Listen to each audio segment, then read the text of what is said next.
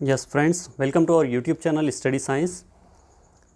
तो दोस्तों, आज का जो हमारा सेशन हो रहा है, ये बीच में कुछ दिन हमारा सेशन नहीं हो सका, थोड़ा मैं बिज़ी था इसलिए।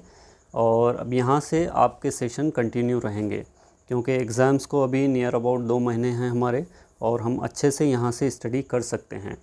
तो हम सभी साइंस के इम्पॉर्टेंट जो चैप्टर है दोस्तों, वो यहाँ पर स्टडी करने वाले हैं थ्रू MCQ और PYQ।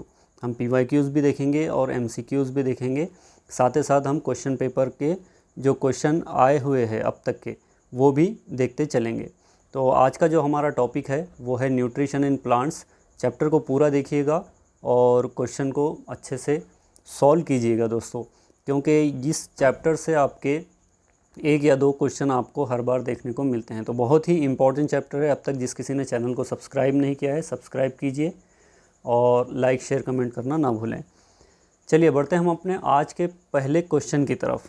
और आज का हमारा क्वेश्चन है, which of the following pair of teeth differ in structure but are similar in functions.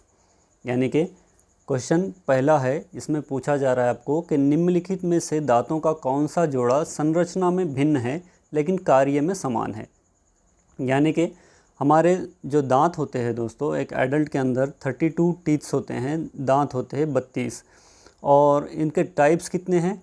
ये 4 टाइप के होते हैं। एक होता है आपका इंसीजर, दूसरा होता है केनाइन, तीसरा होता है प्रीमोलार्स और चौथा होता है मोलार्स।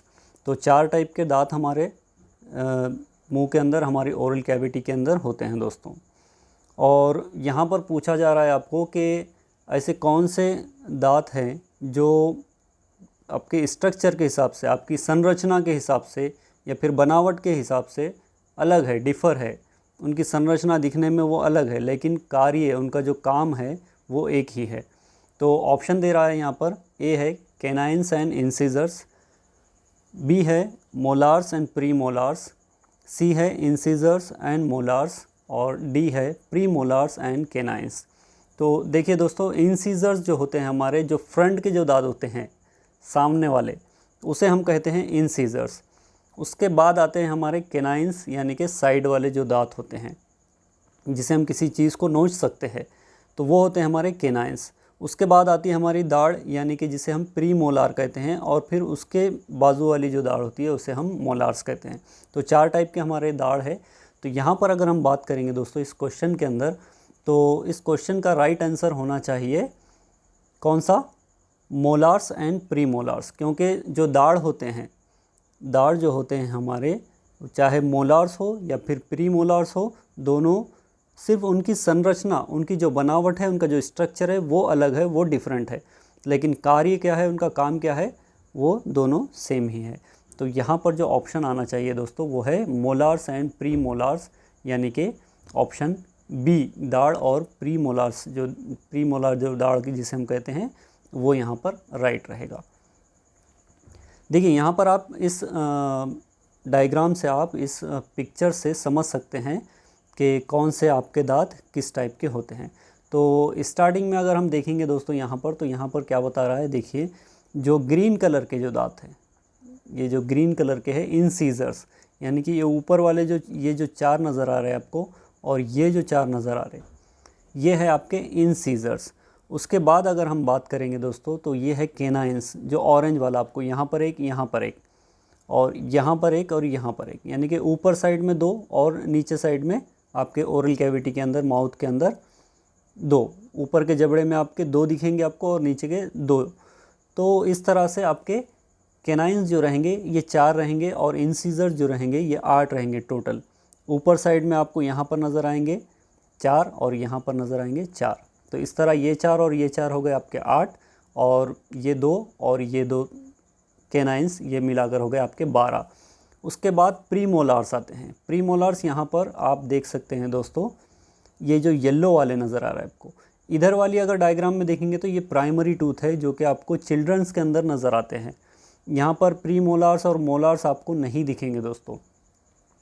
लेकिन आप अगर सेकेंडरी टीथ की बात करते हैं, एक एडल्ट के अंदर आप बात करेंगे, तो यहाँ पर आपको ये येलो वाला जो पार्ट नज़र आ रहा है, ये आपको दिखेंगे प्री मोलार्स, जिसे हम प्रीमोलार्स दाढ़ कहते हैं, और जो लास्ट वाला जो अंदर वाले जो दाढ़ रहेंगे इसे हम कहेंगे मोलार्स, इसे हम कहेंगे मोलार्स। तो 4 टाइप के दांत हैं दोस्तों हमारे माउथ के अंदर, हमारे मुंह के अंदर।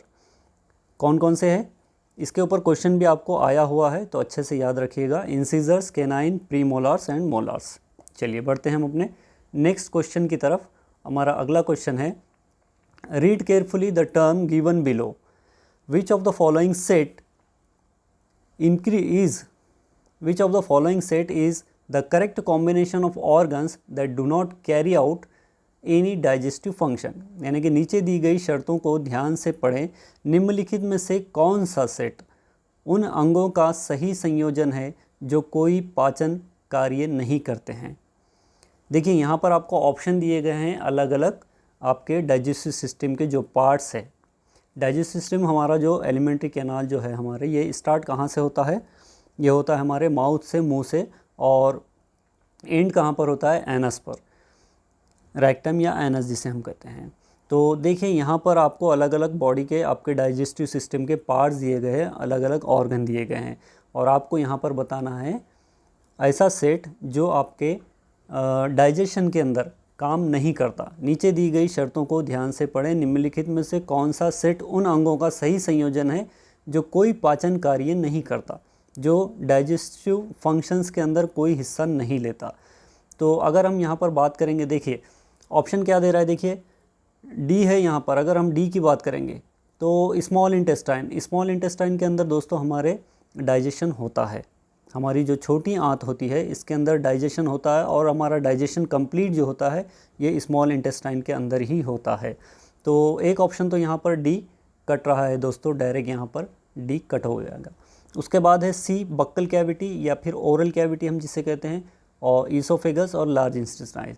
देखिए लार्ज इंटेस्टाइन में आपका डाइजेशन कंप्लीट नहीं होता, लेकिन वहाँ पर जो आपका वाटर है वो एब्जॉर्प्शन होता है, वाटर का आपके एब्जॉर्प्शन होता है, और जो साल्ट होते हैं, मिनरल्स होते हैं, वो वहाँ पर आपका एब्जॉर्प्शन होता है।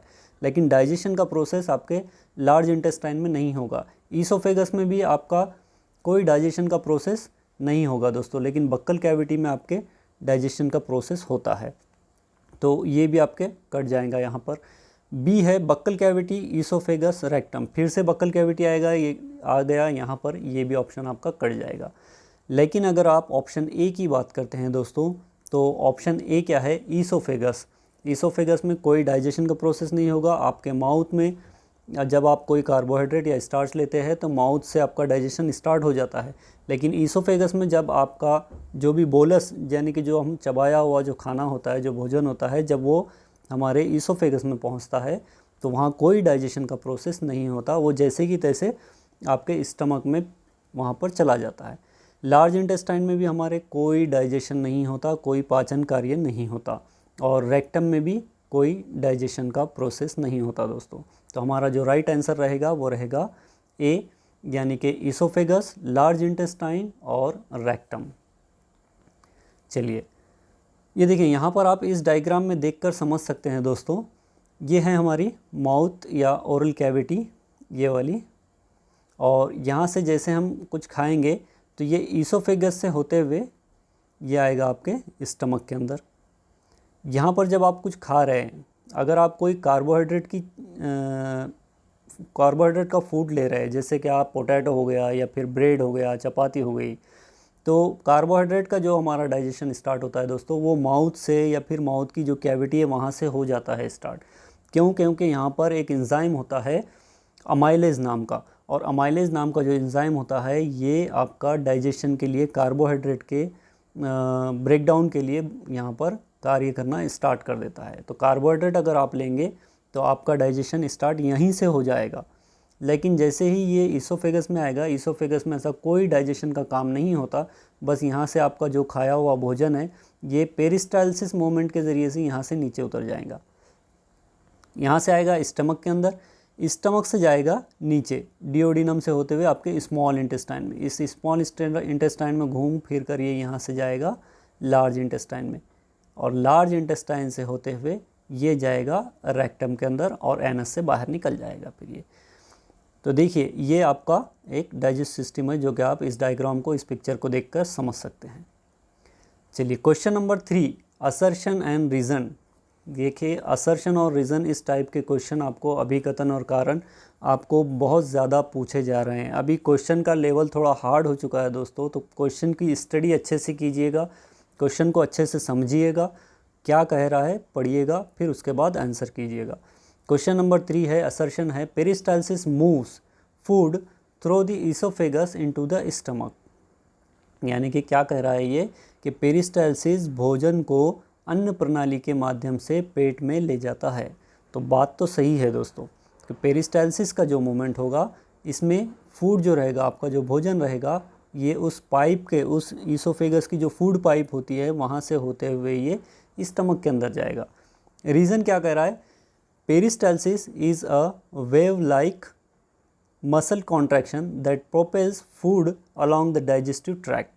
यानी कि कारण क्या कह रहा है कि पेरिस्टाल्सिस एक तरंग जैसा मांसपेशी संकुचन है जो भोजन को पाचन तंत्र के माध्यम से आगे बढ़ाता है। तो देखिए बात यहाँ पर ये भी सही है और असर्शन जो कह रहा था ये भी सही है, और जो कारण है ये असर्शन की सही व्याख्या भी कर रहा है यहाँ पर।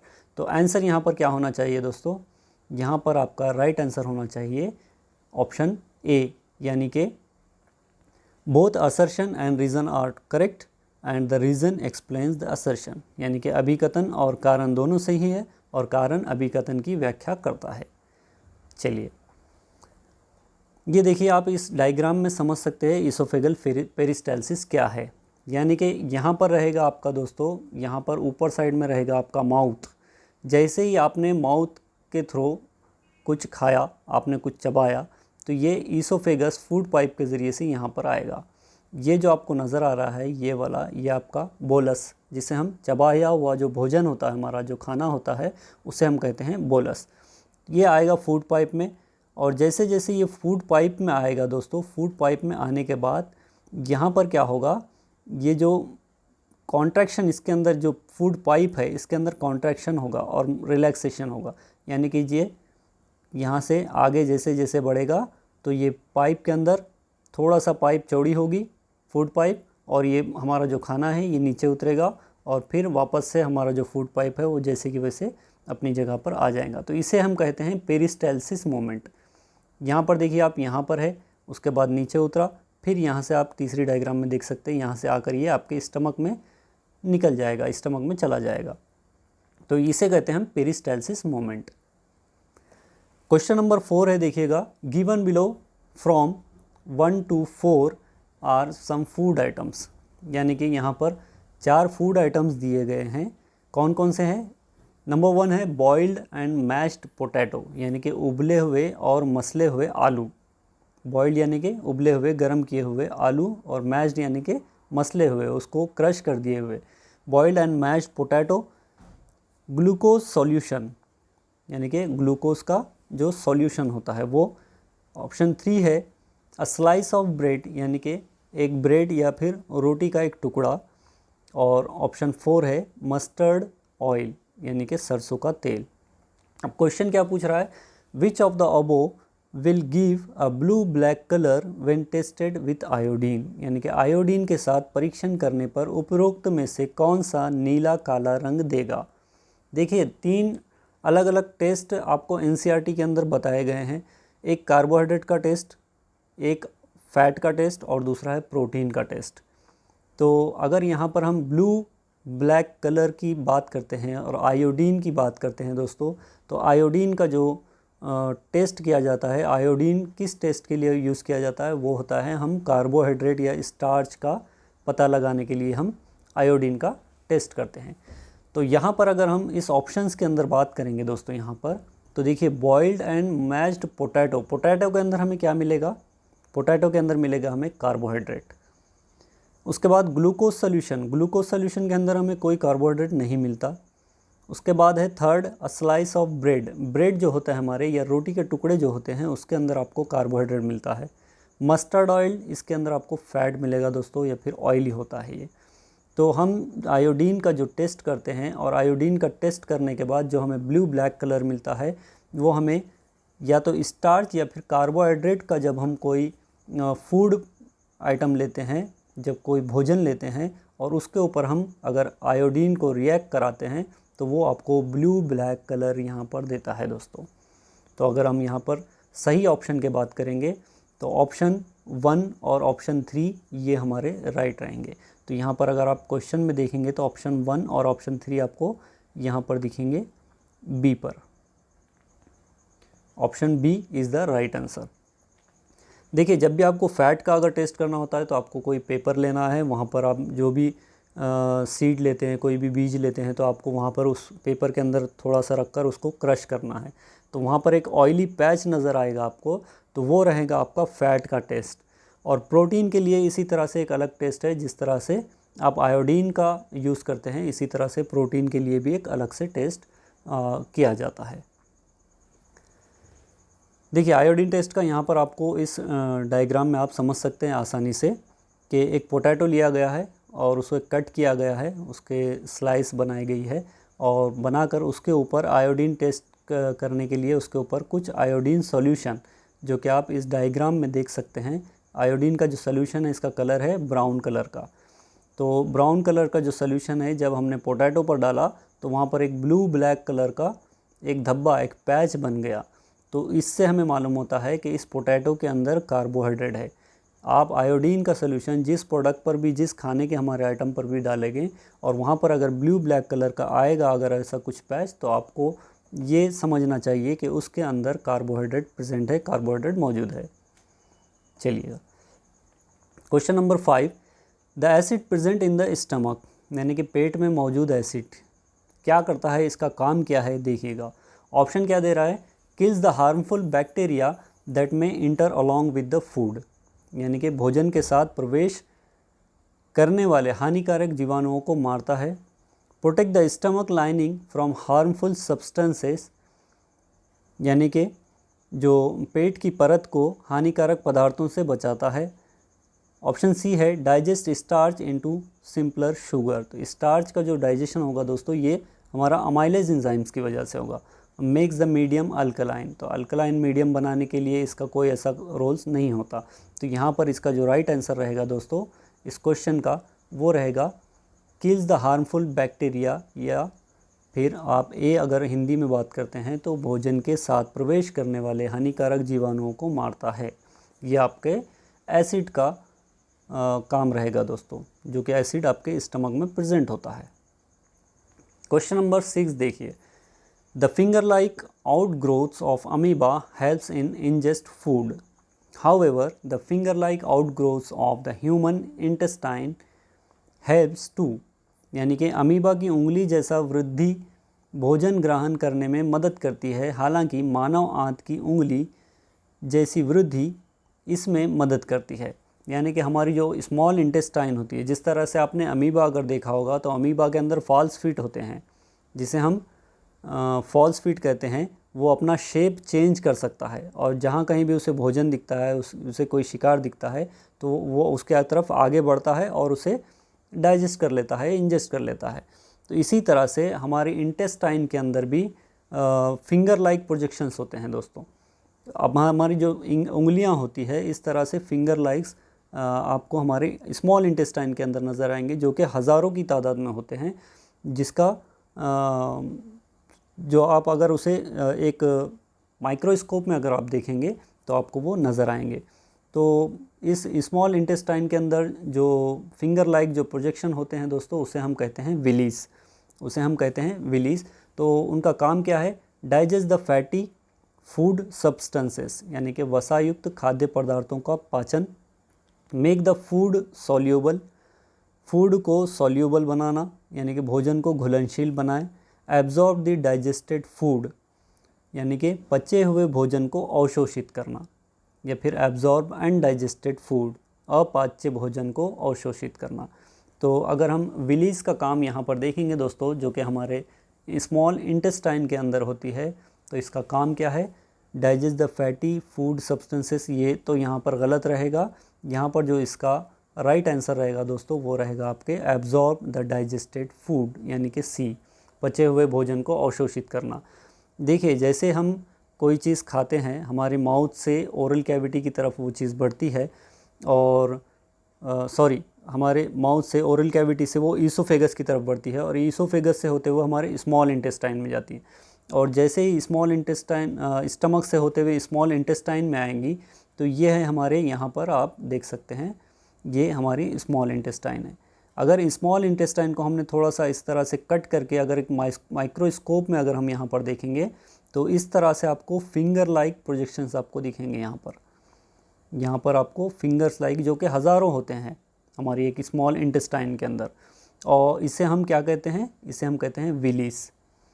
इसे विलीस कहते हैं। और इस विलीस के अंदर हमारे कैपिलरीज होते हैं दोस्तों। इसका काम क्या है, हमारा जो डाइजेस्टेड फूड है, हमने जो भी खाना खाया है, जो पचा है हमने जिसका पाचन किया है, वो उससे मिनरल्स, जो भी विटामिन्स है, जो भी मिनरल्स है, वो यहाँ से एब्जॉर्ब करना और इन कैपिलरीज के थ्रू हमारे पूरे बॉडी के सेल्स तक हमें पहुँचाना। तो ये जो फंक्शन होता है दोस्तों, ये स्मॉल इंटेस्टाइन के अंदर जो कैपिलरीज होते हैं, हमारा जो फाइनल डाइजेशन का जो प्रोसेस होता है वो यहीं से होता है। समझ गया दोस्तों, क्लियर है? चलिए बढ़ते हैं हम अपने अगले क्वेश्चन की तरफ। हमारा नेक्स्ट क्वेश्चन है असर्शन और रीजन टाइप का। The process of digestion begins in the mouth, यानी कि अभिकथन क्या है, पाचन की प्रक्रिया मुंह से शुरू होती है। देखिए बात तो सही है, हमारा जो डाइजेशन जो स्टार्ट होता है, हमने कहा था इसके पहले भी मैंने आपको कहा है कि हमारा जो डाइजेशन स्टार्ट होता है वो हमारे माउथ से, हमारे मुंह से शुरू हो जाता है। और माउथ में हमारे जो डाइजेशन होगा दोस्तों, हम जो भी चबाएंगे, जो भी खाएंगे, वो हमारे सलाइवा के साथ मिलेगा। और हमारे सलाइवा के अंदर आपको एक एंजाइम मिलता है जिसे हम सलाइवरी अमाइलेज कहते हैं या फिर अमाइलेज एंजाइम कहते हैं। तो ये हमारे सलाइवा के अंदर, हमारे माउथ के अंदर होता है। अब रीज़न क्या कर रहा है, the saliva contains enzyme that breaks down carbohydrate into simpler sugar. तो ये भी बात सही है कि लार में एंजाइम होते हैं जो कार्बोहाइड्रेट को सरल शर्करा में तोड़ते हैं। और कौन से एंजाइम होते हैं, वो होते हैं अमाइलेज एंजाइम। तो दोनों बातें सही हैं यहाँ पर। Both assertion and reason are true and the reason is the correct explanation for the assertion.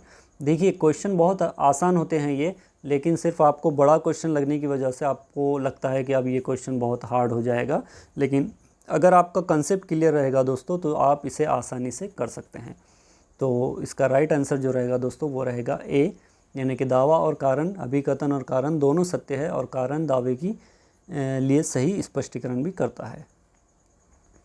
Question number 8 है the false feet of amoeba are used for, यानी कि अमीबा के नकली पैर का उपयोग किया जाता है। किस लिए किया जाता है? ऑप्शन है मोमेंट ओनली, यानी कि गति के लिए केवल। ऑप्शन बी है the capture of food only, केवल भोजन पर कब्जा करने के लिए। ऑप्शन सी है the capture of food end moment, भोजन और गति पर कब्जा करने के लिए। या फिर ऑप्शन डी है एक्सचेंज ऑफ गैसेस ओनली, यानी कि केवल गैसेस का आदान प्रदान करने के लिए। तो फॉल्स फीट मैंने आपको जैसे कि बताया था, अमीबा जो होता है वो अपना शेप चेंज करते रहता है, उसे कोई प्रॉपर एक शेप में पैर, उसके जो फीट्स होते हैं वो नहीं होते, तो इसलिए हम उसे फॉल्स फीट कहते हैं या फिर उसे सीडोपोडिया भी कहते हैं हम उसे। तो फॉल्स फीट जो होते हैं, इस फॉल्स फीट का जो काम होता है दोस्तों वो होता है भोजन और गति पर कब्जा करना, यानी कि वो कहीं उसके अमीबा को जो हमारे अगर कोई भोजन दिखता है तो वो अपने भोजन को भी अंदर लेगा और उससे मूवमेंट का भी, यानी कि पैरों का भी उससे काम लेगा, तो इसलिए हम उसे फॉल्स फीट कहते हैं। यहाँ पर आप इस डायग्राम में देख सकते हैं। तो पहले इसका आंसर अगर हम देख लेंगे दोस्तों, तो इसका जो राइट आंसर रहेगा वो रहेगा the capture of food and movement, यानी कि भोजन और गति पर कब्जा करना। तो इस इमेज के अंदर आप देख सकते हैं, यहाँ पर आपको शेप अलग नज़र आएगा, यहाँ पर आपको अलग शेप नज़र आएगा, यहाँ पर अलग, यहाँ पर अलग, और इस तरह से। तो फॉल्स फीट हम इसीलिए कहते हैं इसे कि इसका जो शेप होता है वो अलग अलग होता है, इसलिए हम इसे सीडोपोडिया भी कहते हैं दोस्तों। तो ये देखिए यहाँ पर इसे शिकार नज़र आए, प्रे, यहाँ से ये आगे बढ़ा, अपने पैरों को आगे किया या फिर अपने शेप को चेंज किया और यहाँ से इस शिकार को अपने अंदर इंजेस्ट कर लिया। अब ये शिकार यहाँ पर फूड वैक्यूल की तरह यहाँ पर उसके बॉडी के अंदर चला गया। तो इस तरह से अमीबा का फंक्शन होता है दोस्तों। क्वेश्चन नंबर 9 है the enzyme present in the saliva converts, यानी कि लार में मौजूद एंजाइम परिवर्तित हो जाते हैं। The enzyme present in saliva convert, यानी कि जो एंजाइम होते हैं, जो लार में मौजूद जो एंजाइम होते हैं, कौन से एंजाइम है? Salivary amylase. तो वो saliva in the saliva convert क्या करते हैं, वो fats into fatty acid and glycerol. तो एंजाइम मैंने आपको थोड़ी देर पहले ही कहा था कि जो अमाइलेज एंजाइम होता है इसका काम फैटी एसिड को डाइजेस्ट करना नहीं होता, इसका काम आपके प्रोटीन को डाइजेस्ट करना नहीं होता, बल्कि कार्बोहाइड्रेट को यानी कि स्टार्च को डाइजेस्ट करना और उसे कन्वर्ट करना सिंपल शुगर के अंदर। तो यहाँ पर अगर हम बात करेंगे, the enzyme present in the saliva convert starch into simple sugar. तो इसका जो राइट आंसर रहेगा दोस्तों वो रहेगा बी, यानी कि स्टार्च को सरल शर्करा में बदलने का काम जो होता है ये सलाइवरी अमाइलेज का होता है। फिर से और एक आपको यहाँ पर क्वेश्चन दिखेगा असर्शन एंड रीजन टाइप का। The large intestine absorb water and electrolytes from undigested food forming faeces. क्या कह रहा है कि बड़ी आंत अपाच्य भोजन से पानी और इलेक्ट्रोलाइट्स को अवशोषित करती है जिससे मल बनता है। तो बात तो सही है दोस्तों, क्योंकि हमारा जो डाइजेशन का जो प्रोसेस हो जाएगा वो हमारे स्मॉल इंटेस्टाइन में हो जाएगा, और उसके बाद जब लार्ज इंटेस्टाइन में जो काम होगा वो हमारा अनडाइजेस्टेड फूड जो भी रहेगा वहाँ से जो वाटर और इलेक्ट्रोलाइट्स जो साल्ट्स जो रहेंगे वहाँ से वो उसका एब्जॉर्प्शन होगा। तो ये बात बिल्कुल सही है। रीज़न क्या कह रहा है यहाँ पर, कारण देखिएगा, faeces consist mainly of undigested food residues, water, bacteria and some electrolytes. तो ये बात भी सही है कि मल में मुख्य रूप से अपाच्य भोजन के अवशेष, पानी, बैक्टीरिया और कुछ इलेक्ट्रोलाइट्स होते हैं। तो दोनों बातें सही हैं दोस्तों यहाँ पर, यानी कि both assertion and reason are true and the reason is the correct explanation for the assertion. Question number 11 है, देखिएगा, curd is the name given to the food of ruminants which is, यानी कि जुगाली करने वाले जानवरों के भोजन को जुगाली करने वाला नाम दिया गया है। देखिए कर्ड जिसे हम कहते हैं, आपने अगर गाय को, भैंस को, या फिर कैमल्स जो ऊँट होते हैं, या फिर कुछ बकरियां होती है, तो इन्हें आपने देखा होगा कि अगर इनके सामने अगर कोई चारा, कोई उनका भोजन, कोई उनका जो भी फूड होता है वो अगर उनके सामने नहीं होता है तब भी वो जो है सो चबाते हैं, कुछ ना कुछ उनके मुंह में अंदर जो है सो चबाते रहते हैं और जुगाली करते रहते हैं। तो इसका रीज़न क्या होता है दोस्तों?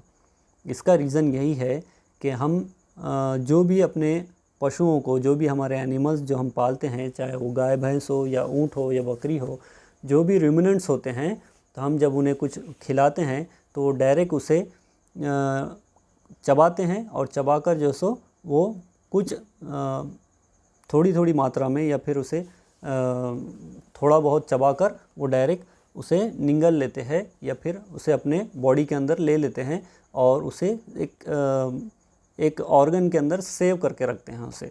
लेकिन जब उनका जो भोजन होता है जब वो ख़त्म हो जाता है या फिर उनके सामने नहीं रहता, तब वो वहाँ से रिटर्न उसे अपने मुंह के अंदर वापस लेकर उसकी जुगाली करते हैं, यानी कि उसे चबाते हैं। तो इस प्रोसेस को जो सो क्या कहते हैं दोस्तों? देखिए, जुगाली करने वालों जानवरों के भोजन को जुगाली करने वाला नाम दिया गया है। तो अगर ऑप्शन यहाँ पर देखेंगे हम, तो सॉलिड एंड अनडाइजेस्टेड, यानी कि निगला हुआ और बिना पचा हुआ। तो बिना पचा हुआ यहाँ पर हम नहीं कहेंगे दोस्तों, क्योंकि ये डाइजेस्टेड तो होता है लेकिन कम्प्लीटली डाइजेस्टेड नहीं होता, ये थोड़ा सा या फिर आंशिक रूप से हम जिसे कहेंगे थोड़ा सा पचा हुआ होता है। तो यहाँ पर अगर हम बात करेंगे तो सॉलिड तो होता है ये, यानी कि निगला हुआ तो होता है लेकिन पार्शियली डाइजेस्टेड होता है, प्रॉपरली च्यूड नहीं होता, पूरी तरीके से इसे चबाया नहीं गया होता, और कम्प्लीटली डाइजेस्टेड भी नहीं होता। कम्प्लीटली अगर डाइजेस्टेड हो जाएगा तो वहाँ से वो इंटेस्टाइन में चला जाएगा और वहाँ से एनस के थ्रू बाहर निकल जाएगा। तो अनडाइजेस्टेड भी नहीं है ये। तो जो भी जुगाली करने वाले जो जानवर होते हैं, जो एनिमल्स होते हैं, वो उसे सॉलो करते हैं, निगलते हैं, और पार्शियली डाइजेस्टेड होते हैं जो कि वो अपने उस प्रॉपर पार्ट के अंदर, उस ऑर्गन के अंदर उसे सेव करते हैं और वहाँ से फिर वापस वो जुगाली करने के लिए उसे लेते हैं। देखिए यहाँ पर आप इस इमेज के अंदर आप आसानी से समझ सकते हैं। ये जो गाय है यहाँ पर आपको नज़र आ रही है, तो ये यहाँ पर इसने, देखिए यहाँ पर इसने क्या किया, कुछ चबाया, चबाने के बाद ये यहाँ से गया और यहाँ पर आकर वो रूमेन जिसे हम कहेंगे, इस एनिमल को हम रूमिनेंट कहते हैं। और ये जो रूमेन नज़र आ रहा है आपको, इस रूमेन के अंदर ये वहाँ पर जमा हो गया। अब जब इसका यहाँ से भोजन जब ख़त्म हो जाएगा तो ये रूमेन से क्या करेगा, ये एनिमल वापस अपने मुंह के अंदर लेके आएगा इसे। ये अनडाइजेस्टेड है, ये पार्शियली डाइजेस्टेड है, थोड़ा बहुत ये डाइजेस्ट किया हुआ है।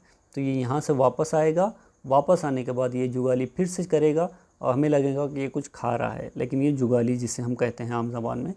फिर यहाँ से कंप्लीट डाइजेशन होने के बाद ये इस इंटेस्टाइन के अंदर जाएगा, स्मॉल इंटेस्टाइन के अंदर जाएगा, लार्ज इंटेस्टाइन के अंदर जाएगा और वापस ये फिर एनस के थ्रू निकल जाएगा। तो इसे हम कहते हैं रूमिनेंट्स।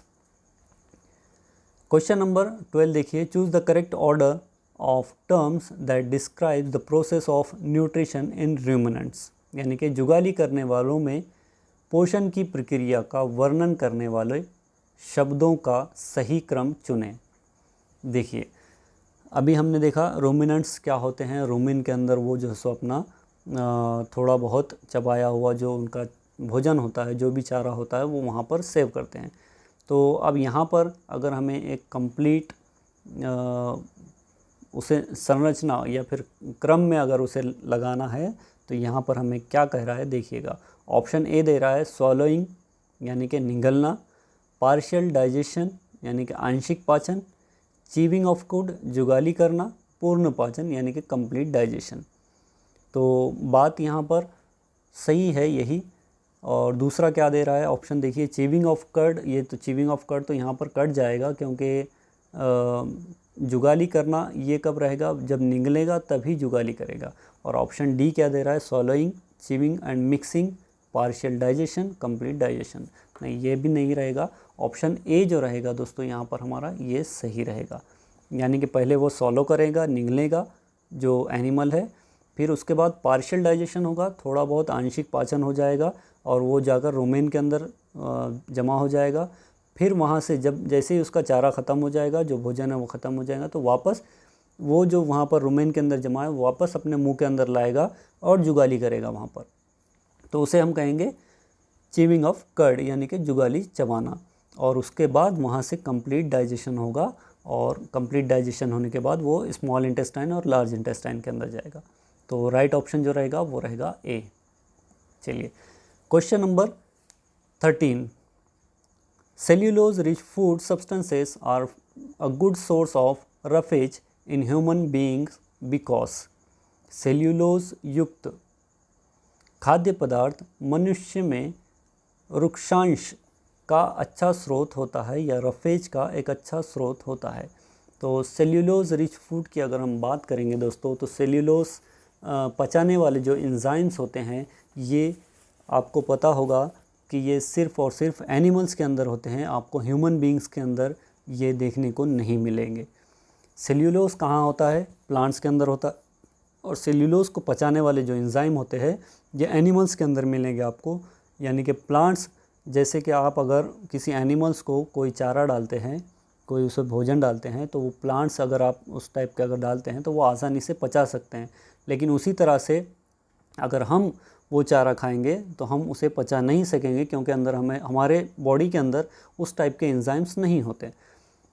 तो देखिए ऑप्शन क्या करा है, human beings do not have cellulose digestive enzyme. First जो बात है, ये बात तो सही है कि मनुष्य में सेल्यूलोज पाचन एंजाइम नहीं होते। बी है, cellulose gets absorbed in the human blood and converts into fibres. ये बात बिल्कुल गलत है कि सेल्यूलोज मानव रक्त में अवशोषित हो जाता है और फाइबर में परिवर्तित हो जाता है, बिल्कुल गलत है। तो ऑप्शन सी है, the cellulose digesting bacteria convert cellulose into fibres. ये भी गलत है। Cellulose breaks down into smaller components which are ingested as roughage. ये भी बिल्कुल गलत है। तो यहाँ पर जो राइट आंसर जो बनेगा हमारा दोस्तों वो रहेगा ए, यानी कि human beings do not have cellulose digestive enzymes. चलिए, क्वेश्चन नंबर 14 है हमारा, देखिएगा, what is the final product of protein digestion. Protein पाचन का अंतिम उत्पाद क्या है। तो प्रोटीन का जब फाइनल जो प्रोडक्ट होता है दोस्तों, जब डाइजेशन होता है प्रोटीन का, तो हमें जो लास्ट में जो मिलने वाला प्रोडक्ट होता है दोस्तों, वो होता है हमारा अमीनो एसिड, वो होता है हमारा अमीनो एसिड्स। और ग्लूकोज जो मिलता है हमें वो कार्बोहाइड्रेट का फाइनल प्रोडक्ट है। फैटी एसिड जो मिलता है हमें वो हमारे फैट का फाइनल प्रोडक्ट है दोस्तों। तो अगर यहाँ पर क्वेश्चन में पूछ रहा है कि प्रोटीन का फाइनल प्रोडक्ट हमें क्या मिलेगा, तो वो होगा हमारा अमाइनो एसिड। क्वेश्चन नंबर 15 है, what is the main enzyme responsible for breaking down carbohydrate into mouth. मुंह में कार्बोहाइड्रेट को तोड़ने के लिए जिम्मेदार मुख्य एंजाइम कौन सा है।